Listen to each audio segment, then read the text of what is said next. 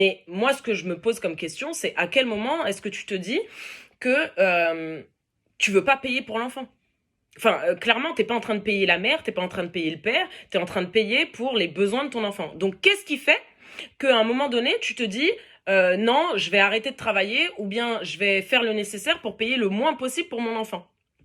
Enfin, pour moi, c'est carrément inaudible. Je ne comprends pas. Quincy Coaching, tout dépend du niveau de responsabilité de chacun. Parfaitement, parfaitement. Mais dans la logique, les responsabilités sont partagées. On ne peut pas considérer que c'est la personne qui garde l'enfant de façon générale ou de façon majoritaire qui est seule responsable de l'enfant.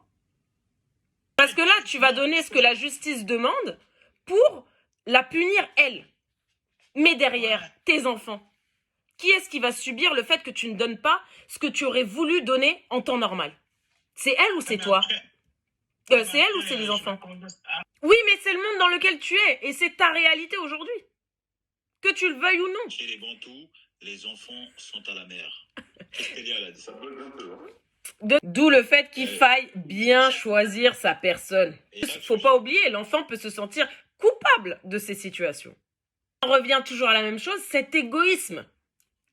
Ouais, ok, t'as divorcé, ok, c'est un échec pour toi à titre personnel. Quelle séparation n'est pas un échec pour quelqu'un, tu vois? Pourquoi vous enlevez l'option parce qu'il y a des enfants qui sont faits par accident. Ouais. Comment on les traite cela? Comment on fait dans ces situations-là, tu te rends compte que la fille elle est belle, mais t'as pas forcément voulu avoir d'enfant avec elle. C'est la faute, t'as pas de chance.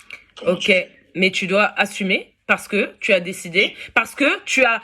C'est pas un coup de plaisir là, et puis après derrière il n'y a pas de conséquences. Déjà, il fallait sortir couvert, premièrement. Que ce soit un homme ou une femme, c'est une responsabilité à vie.